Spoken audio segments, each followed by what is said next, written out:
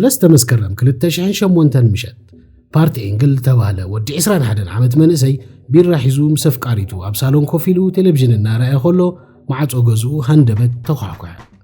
ኤግል ድማ ሰዓት 8 ስለ ዝነበረ ድንግርግር እናበሎ ናብ ኣፍቃሪቱ ብምጥማት ዝቆፀርክዮ ሰብ ኣሎ ዲ ኢሉ ሓተታ። ኣፍቃሪቱ እውን ርእሳ ብምንቕናቕ ናይ ኣይፋል ምልክት ሃበቶ። ኤንግልስ መንዳይ ምሸት ምድሪ ኢሉ እናዓረምረመ ቢሩ ኣብ ጣውላ ቀሚጡ ናብ ማዕጾ ኸደ። ማዕጾ ከፊቱ ነዲኡ ሳንጣ ጠቕሊላ ኣብ ኣፍ ደገ ገዝኡ ደው ኢላ ምስ ረኣያ ግን ኣዝዩ ተገረመ። ኣደ ፓርት ካብ እንዳ ፓርት ገዛ ከባቢ ሰዓትን ፈረቓን ርሒቓ ትነብር እኳ እንተኾነት ሓሓሊፋ ክትሪኦም ትመጽያ። ተኣዝዩ ዘገረሞ ግን ከይደወለት ሳንጣኻ ጠቕሊላ ምምጻእ ዘይልሙድ ተሪኦ ስለ ዝነበረ እዩ። ኣብ ርእሲኡ ከዓ ክትበኪ ከም ዝጸንሐት ኣብ ገጻ ምልክታት ነይሩዋይ። ገጻ ሓቢጡ ዓይና በርበረ መሲሉ ስለ ዝረኣያ ድማ ፓርት ገለ ሽግር ከም ዘሎ ክበርሃሉ ከኣለ። ስለ ዝኾነ ድማ ፓርት እንታይ ከም ዘጋጠማ ሓተታ። ኣዲኡ ግን ክትነግረዎ ፈቓደኛ ኣይነበረትን። ሎሚ ምሳኹም ክሓደረ ጥራሕ በለቶ እሞ ትኺላን ውሽጢ ብምእታው ናብታ ክትመጽእ ትድቅሰላ መደቀሲ ጋይሽ ብምእታው ብውሽጢ ሸገጠቶ። ፓርትን ኣፍቃሪቱን ድማ እንታይ እዚ ጉዳይ ብዘስምዕ ነንሕድሕዶም ተጠማሚቶም ክላደ ሓንቁር ምትዓረፈት ክንሓታ ይሓይሽ ብምባል ገዲፎማ ኮፍ በሉ። 3 ሰዓታት ሓለፋ። ፓርት ኣብ ዓራት ጥንቅልዕ ደቂሱ የዒንቱ ናብ ናሕሲ ተኺሉ ብዛዕባ ኣዲኡ ክሓስብ ድቃስ ኣብይዎ ይዕለብጥ። መደቀሲ ኣዲኡ ድማ ነፀላ መንዳቕ ምስኡ ስለ ዝነበረ ኣዲኡ ምልእቲ ምሸት ናብዝን ናብትን እናተመላለሰት ክትበኪ ሰምዓ ነበረ።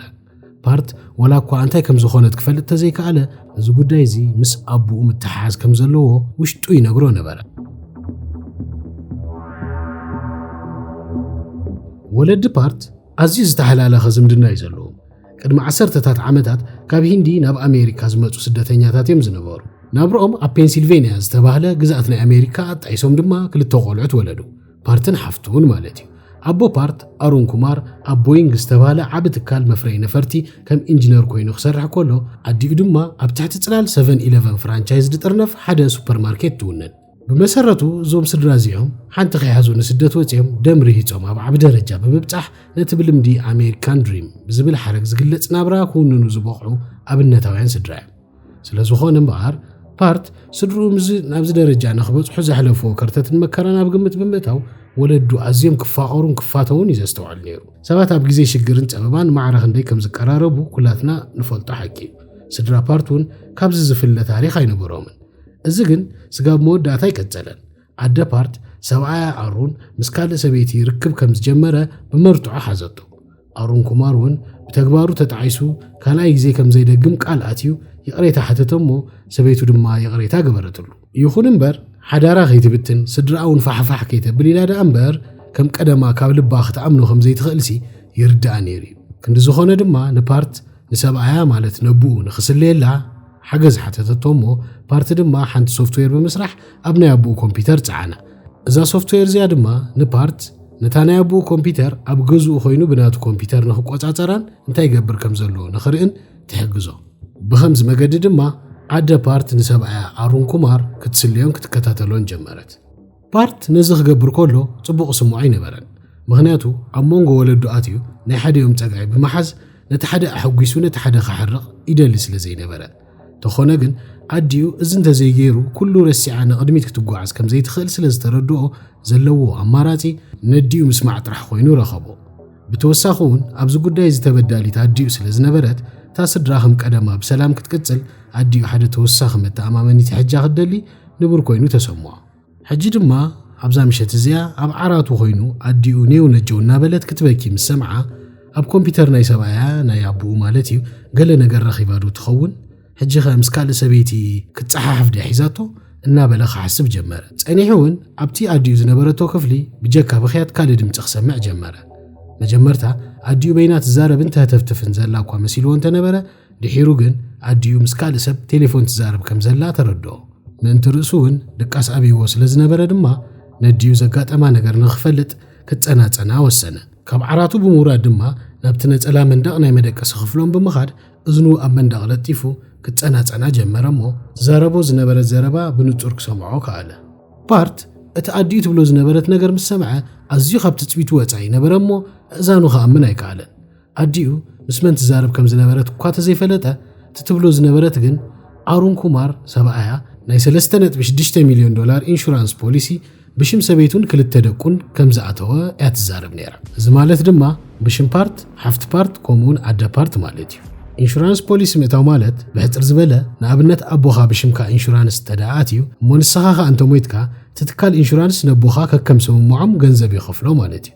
ቀድሚ ምዋትካ ግን ኣቦኻ ሕጂውን ከከም ስምምዖም ወርሓዊ ክፍሊት ክኸፍል ይግደድ ማለት እዩ። ኣደ ፓርትን በኣር ኣብዚ ሕጂ ግዜ ፍታሕ ወይ ገለ ዘይኮነስ ነዛ ህይወታ ፈሪሓ ከም ዘላ ትዛረብ ነይራ። ንዓይ ንደቀይን ቀቲሉ ገንዘብ ክቐበል ይሓስብ ኣሎ ክትብል ሰሚዕዋ። ዘረባኣ ምስ ወደአት ድማ ቴሌፎና ዓፅያ ንውነጀው እንዳበለት ብኸታ ቀፀለት። ፓርት ኣብዚ ዘለዎ ደሪቑ ቀባሕባሕ በለ። ኣቡኡ ከም በዓል ቤት መጠን ምስጉን ከም ዘይኮነ እኳ ይፈልጥ እንተነበረ ንገንዘብ ክብል ስድራ ቤቱ ስጋዕ መቕታል ይኸይድ እዩ ዝብል ሓሳብ ግን ፈፂሙ ክቕበሎ ይከኣለን ኣይተዋሕጠሉ። ፓርት ነቲ ዝሰምዖ ሓበሬታ ትርጉም ክረኽበሉ ንድሕሪ ተመሊሱ ከሰላስል ጀመረ። ካብ ቁሩብ ግዜ ንድሓር ኣብ ኣቡኡ ዝተዓዘቦም ለውጥታት በባሕደ ክዝክሮም ፈተነ። ኣብቲ ሽዑ ግዜ ክላእ ብስራሕ ወይ ምዚ ኣብ ሓዳሩ ዘጋጠሞ ገልጠምጠም ተጨኒቑ እዩ ዝኸውን ኢሉ ሸለል ዝበሎም ምልውዋጥ ባህሪ ናይ ኣቡኡ ሕጂ ምስ ዝሰምዖ ሓበሬታ ኣወሃሂዱ ኣብ ጥርጣረ ከም ዝኣቱ ገበርዎ። ኣቡኡ ኣብቲ ግዜቲ ኣብ ሓሳብ ጥሒሉ ከስግልን ክጭነቕን ተዓዚብዎ እዩ። ንሱ ጥራይ ከይኣኽሎውን ኣዝዩ ርጉእን ዕጉስን ዝነበረ ሰብኣይ ፀርፀር ክብልን ነገር ጻሕቲሩ ክቆያቕን ጀመረ። ሓደ ግዜ ምስ ሓደ ጎረቤት ብዘይጠቅም ነገር ኣዝዩ ከቢድ ባእሲ ከልዕልውን ተዓዚብዎ እዩ። ኣብ ገዛ ድማ ዝጀመሮ ስራሕ ከይፃፈፈ ፈቐዱ ዝሓዛሕ ኣቢልዎ ኸይድ ተዓዚብዎ እዩ። እዚ ድማ ካብ ኣሮን ኩማር ፈፂሙ ዝፅበዮ ይነበረን። ኣሮን ኩማር ኣዝዩ ጽፉፍን ጥንቆቕን ሰራሕተኛ እዩ ዝነበረ። እነሆ ድማ ፓርት ኣብ መደቀሲ ክፍሉ ደው ኢሉ እዚ ኩሉ ክሓስብ ድሕሪ ምጽናሕ ብዛዕባ ኣቡኡ ክሻቐልን ክጠራጠርን ጀመረ። ስጋብ ሎሚ ሓቀኛ መንነት ኣቦይ ኣይፈልጦን ነይረ ማለት ድዩ? ብሓቂ ኣቦይሲ ስድርኡ ከቕትል ዝኽእል ጭካን ኣለዎ እሞ ከዓ ንገንዘብ ክብል እናበለ ክሓስብ ድሕሪ ምጽናሕ ብዛዕባ እዚ ዝበሃል ዘሎ ነገርን ብዛዕባ መንነት ኣቡኡን እዚ ሓድሽ ኣምፂዎ ዘሎ ባህርያትን ዓሚቕ መጽናዕቲ ክገብር ወሰነ።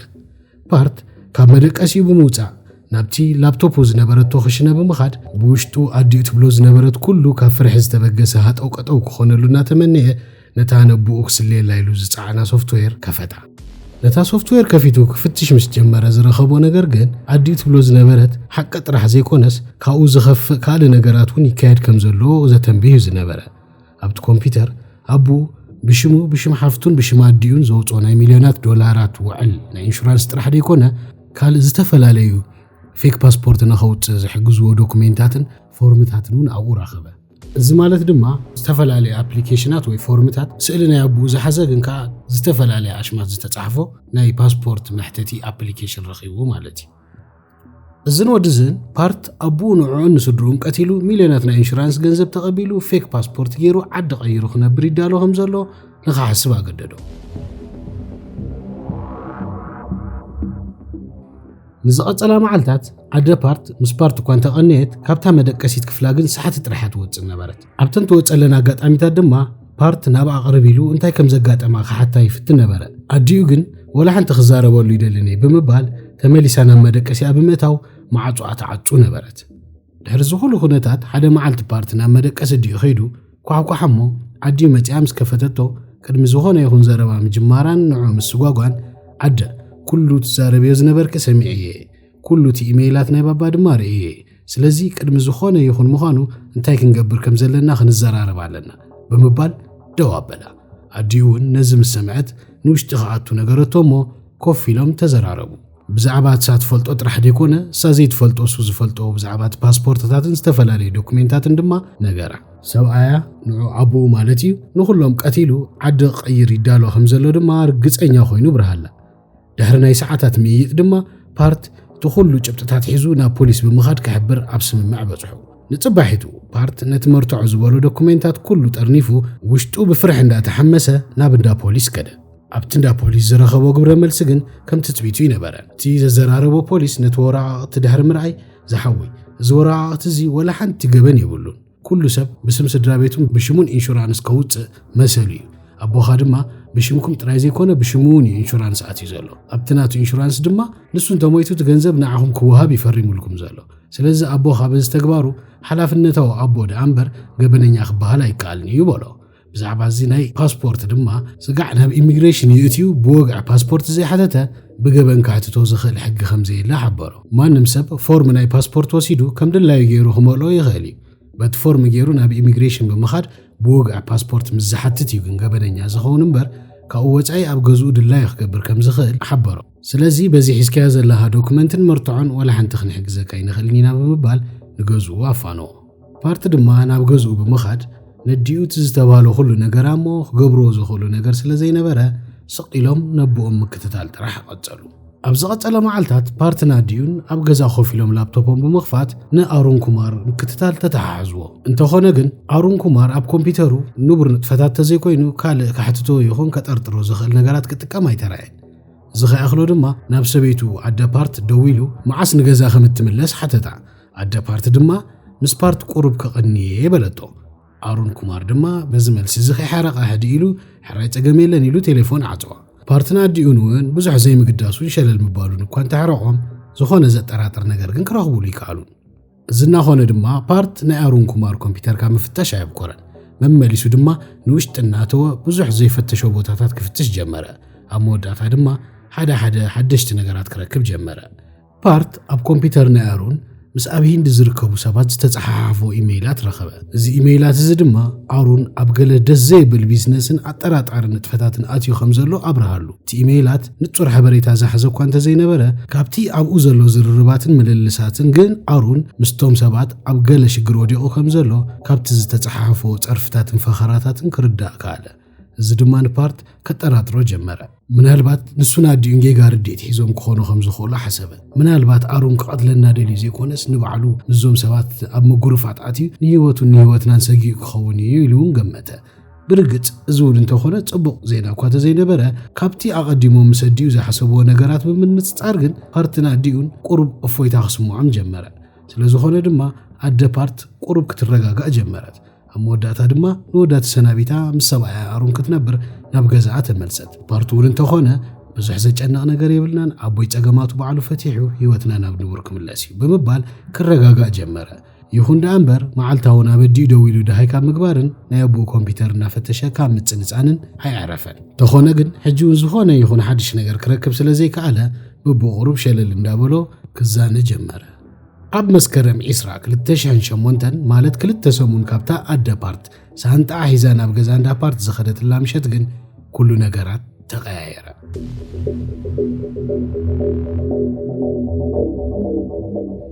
ኣብታ ዓለት ንጎ ፓርት ላፕቶፕ ከፊቱ ናብ ኮምፒተር ኣቦኡ ብምእታው ክፍትሽ ጀመረ እሞ ሓደ ናብ ሓንቲ ሰበይቲ ካብ ኣቦኡ ዝተላኸ ኢሜይል ረኸበ ኣብቲ ኢሜይል ድማ ኣሩን ኣዝዩ ዓብዪ ናይ ስራሕ ኮንትራት ከም ዝረኸበን ካብቲ ኮንትራት ድማ ብዙሕ ገንዘብ ከእቱ ምዃኑን ይገልጽ ነበረ ብተወሳኺ እውን ኣብ መወዳእታ የፍቅረኪ ዝብል መልእኽቲ ተጻሒፉ ነበረ ፓርት እቲ ኢሜይል ናብ ኣዲኡ ከም ዘይተላእኸ ስለ ዝፈለጠ እዚ ሰብኣይ እዚ ሕጂ ካልእ ሽማዕ ሒዙ ማለት ድዩ ክብል ሓሰበ ከምኡውን ብዛዕባ ናይ ምንታይ ኮንትራትን ገንዘብን ይዛረብ ዘሎ ብዛዕባ እቲ ኢንሹራንስ ዶ ኸውን ኣብ ሓፂር ግዜ ክፍሊት ክረክብ ይጽበሎ ማለት ድዩ ኣነ ኣደይ ወላ ሓፍተይ መናዮ ክመውት ወይስ ንኹላትና ይክቐትልና እንዳበለ ክሓስብ ጀመረ እዚ ጥራሕ ከያክሉን ፓርት ኣብ ኮምፒተር ኣቦኡ ናብ ካልእ ንሱ ዘይፈልጦ ሰብ ዝተጻሕፈ ኢሜይሉን ረኸበ ኣብኡ ድማ ኣሩን ኣቦኡ ከም ዝዓረፈ ኣባ ሓጉን ፓርት ማለት እዩ ናብ ቀብሪ ድማ በይኑ ክኸይድ ምዃኑ ሰበይቱን ደቁን ከም ዘይተዓደሙ ዝገልጽ ነበረ ፓርት ድማ ነዚ ምሰንበበ ብልባ ሓዘነ ኣባ ሓጎይ ዓሪፉስ ኣነ ክቐብር ኣይተዓደምኩን ዶ ወላስ ኣቦይ ቅድሚ ቀብሪ ብሓጎይ ንዓና እውን ከቃብፀና ይሓስብ ስለ ዘሎ እዩ ፓርት በዝን ከምዝን ሓሳባት ርእሱ ተናወፀ ብትኽክል ክሓስብ ድማ ይከኣለን ኩሉ ነገር ሕውስውስ በሎ ህይወቱን ህይወት ስድውን ብላሽ ክጠፍእ ተራእዮ ሬሳ ሓፍቱን ኣዲዩን ፈቐድኡ ተደርቢዩ ክርከቡን ተራእዮ ኣብታ ህሞት እቲኣ ድማ ሓንቲ ክሓስባ ዝኸኣለ ነገር ህይወት ኣዲዩን ሓፍቱን ኣብ ከቢድ ሓደጋ ወዲቑ ምህላው ጥራሕ ነበረ ህይወቱን ህይወት ስድራ ቤቱን ከድሕን ሓላፍነትን ግዴታን ከም ዘለዎ ድማ ደምደመ እዚ ክገብር እንተኾይኑ ድማ ዘላቶ ግዜ ሕጂ ጥራሕ ምዃና ወሰነ ላፕቶፕ ዓጻጺ ድማ ናብ ኣዲኡ ደወለ እሞ ምስ ኣዲኡ ተዘራሪቦም ሓደ መደብ ሓንፀፁ ኣብታ ምሽት እቲኣ ከባቢ ሰዓት 9:40 ድሕሪ ቀትሪ ፓርት ምስ ኣቦኡ ፊት ንፊት ንኽፋጠጥ ማኪኑ ውልዒሉ ናብ እንዳ ስድርኡ ኸደ ፓርትን ኣዲኡን ሓንፂፆሞ ዝነበሩ መደብ ኣደ ፓርት ናብ እንዳ ፓርት ኸይዳ ኣብኡ ክትጸንሕ ፓርት ድማ ናብ ገዛ ስድርኡ ብምኻድ ነብኡ በይኑ ክረኽቦን ከዘራርቦን ኩሉ ትበጽሕዎ ዝነበረ ሓቅን ዝረኸቦ ጭብጥን ፊት ንፊት ከጋልጾን ከቃልዖን እዩ ነይሩ። ፓርት ናብ ኣቡኡ ክኸይድ ከሎ ወላ እኳ ፍርሕ እንተነበሮ ነብኡ ግን ብገርሁ ክረኽቦ ስለ ዝኾነ ወላ እውን ናብ ባእሲ እንተበጽሑ ድማ ካብ ኣቡኡ ንሱ ከም ዝድልድልን ከም ዝገጅፍን ብምሕሳብ ተጸናንዐ። እምበኣር ፓርት ከባቢ 10:45 ናብ ገዛ ስድርኡ በጽሐ። ካብ ማኪና ወሪዱ ድማ ናብ ልዳት ቀሪቡ ማዕጾ ገዛ ስድርኡ ኳሓኳሐ።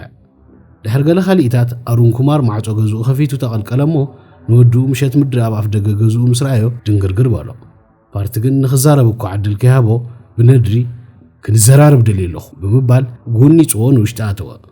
ኣሩንን ኩነታት ወድኡ ፈጺሙ ስለ ዘይተጸበዮ ሕጂ እውን ድንግርግር እናበሎ ማዕጾ ዓጺዩ ንውሽጢ ኣተወ።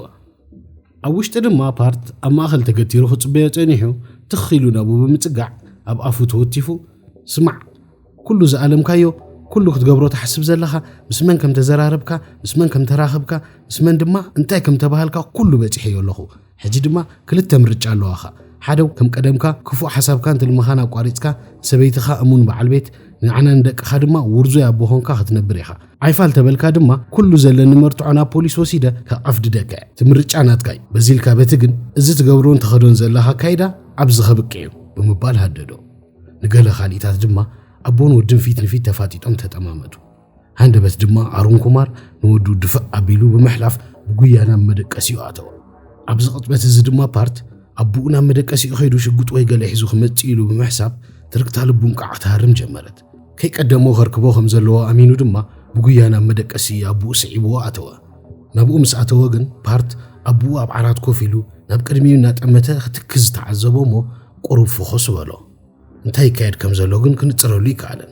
ኣብ ኣፍ ደገ ኾይኑ ዕንድንድ ክብል ድሕሪ ምጽናሕ ድማ ኣቡኡ እንታይ ይጥምት ከም ዘሎ ኽርኢ ናብቲ ኣቡኡ ኣፍጢጥሉ ዝነበረ ኣንፈት የዒንቱ ሰደደ። ኣቡኡ ናብቲ ኣብቲ መደቀሲ ክፍሉ ዝነበረ ማዕጹኡ ጋህ ኢሉ ዝተኸፍተ ሸቓቕ ይጥምት ነበረ።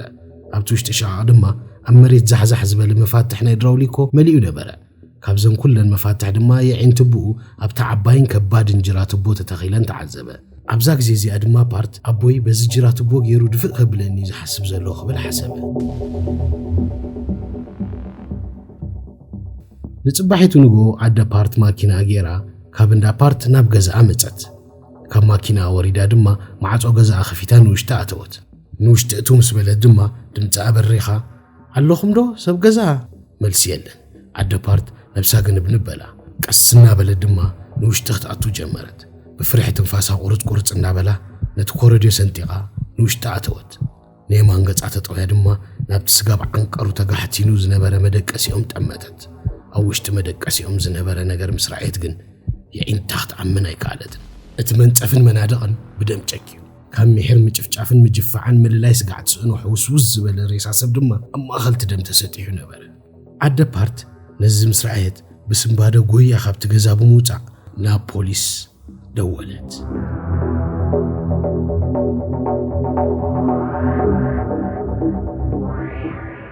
እምበኣር ፖሊስ ነዚ ጉዳይ መርሚሩን ኣጻሪዩን ገበነኛታት ናብ ቀይዲ ክእቱ ከባቢ 4 ዓመት ይወሲዱሉ። ምኽንያቱ ዘጋጠመ ነገራት ከምቲ ኩልና ኣብ ውሽጥና ክንሓስቦ ጸናሕና ዘይኮነስ ካልእ ካብ ትጽቢት ኩሉ ሰብ ወጻኢ ዝኾነ ታሪኽ ስለ ዘለዎ እዩ። ፓርትን ኣዲዩን ብዛዕባ ገለገለ ነገራት ትኽክል ሓበሬታ ነይርዎም እዩ። ንኣብነት ኣሩን ኩማር ካልኡ ሽማ ነይራቶ እያ። ብሽሙን ብሽም ስድሩኡን ኢንሹራንስ ኣትዩ ነይሩ እዩ። ፌክ ፓስፖርት ከውፅውን ይዳሎ ነይሩ እዩ። ምስ ገለገለ ገበነኛታት ድማ ገለገለ ውዕላት ገይሩ ነይሩ እዩ፣ ኣብ ሂንዲ ማለት እዩ። ግን እቲ ገይርዎ ዝነበረ ውዕላት ከምቲ ፓርትን ኣዲዩን ዝሓስብዎን ዝገመትዎን ኣይነበረን። እቲ ኣቦይ ክቐብር በይነይ ክኸይደ ስድራይ ግን ኣይተዓደሙን ኢሉ ዝለኣኾ ኢሜይል እውን ብልክዕ ኣሩን ኩማር ነቲ ሓንጢጥዎ ዝነበረ መደብ ከሳልጥ ዝመሃዞ ሓሶት እዩ ነይሩ። እቲ ሓንጢጥዎ ዝነበረ መደብ እውን ብልክዕ ምስ ቅትለት ምትሓሓዝ ነይርዎ እዩ። እንተኾነ ኣሩን ኩማር ክቐትሎም ዝሃቀነ ሰባት ግን ከምቲ ፓርትን ኣዲዩን ዝገመትዎ ስድርኡ ማለት ፓርት ኣዲዩ ሓፍቱ ኣይነበሩን። ኣሩን ኩማር ነብሱ ይቐትል ዝሓስብ ነይሩ። ንነብሱ እውን ናይ ብሓቂ ዘይኮነ ቀትላ ከም ዝሞተ ምሲሉ ክስወር ይመዲቡ ነይሩ፣ ናይ ብሕሶት ሞት ማለት እዩ። እዚ ድማ እዩ እቲ ምስቶም ገበነኛታት ዝወዓዓለሉ ዝነበረ ውዕል። ከምዚ እቲ ጉዳይ ቀብሪ ናይ ኣቦ ኢሉ ናብ ህንዲ ክኸይድ እሞ ኣብኡ ድማ ብሓሶት ሓደጋ ከም ዘጋጠሞ ምሲሉ ከም ዝሞተ ክሕብር። እቶም ገበነኛታት ድማ ናይ ሞት ስናዕ ወረቐት ከስርሕሉ እሞ ሞቱ ምስ ተረጋገጸ ካብቲ ዝኣተዉ ኢንሹራንስ ንሰበይቱን ደቁን ብዙሕ ገንዘብ ክወሃብ፣ ንሱ ድማ بحدش سمن مننتن حدش باسبورت أوتي مستازف قراو شمو أبكال عدي أبكال أهجر حدش هيوت كجمر حدا جيزي حكي قبل بولدنا لعلي تصوصوا يمثليو زولكم بقر نزيو نابزانتانا نملس بلو بارتنا ديون بقر ጫፍ እንተ ዘይኮይኑ እዚ ሙሉእ ስእሊ መደብ አሩን ኩማር አይነበሮምን አቦም ከቀትሎም ዝዳሎ ዘሎ ይዝመስሎም ዝነበረ ስለዚ ድማ ከይቀደሞም ከቅድምዎ ወሰኑ ኣብ 20 መስከረም 2008 ኣብታ ምሸት ኣደ ፓርት እንዳ ፓርት ክጸንሕሞ ፓርት ኸይዱ ነብኡ ከዘራርቦ ዝሓንፀፅዎ መደብ ዘኪርኩም ወለለኹም እዝምባር ሓሶት እዩ እዚ ፖሊስ እንተሓተቱና ከምኡ ንበለዎም ኢሎም ዝተማኸሩሉ ዛንታ እምበር ፓርት ነብኡ ክህድዶ ኸሎ ኣዲዩ ኣብቲ ገዛ ምስኦም እያ ነይራ ስለዚ ኣብቲ ገዛ ፓርትና ኣዲዩን ብሓንሳብ ብምዃን እዮም ዝህድድዎን ዘፈራርዕዎን ነይሮም ኣብ መንጎ እዚ ከምዚ ዝበለ ኩነታት ድማ ዲቕ ዝበለ ጭቕጭቕ ምስ ተላዕለ ኣሩን ኩማር ንወዱ ፓርት ድፍእ ኣቢልዎ ሓሊፉ ናብ መደቀሲኡ ኣተወ ፓርት ድማ ደድሕሪኡ ብምኻድ ነብኡ ኣብ ዓራት ኮፍ ኢሉ ኸሎ ረኸቦ ኣቡኡን ናብቲ ተኸፊቱ ዝነበረ ሸቓቕ ይጥምት ነበረ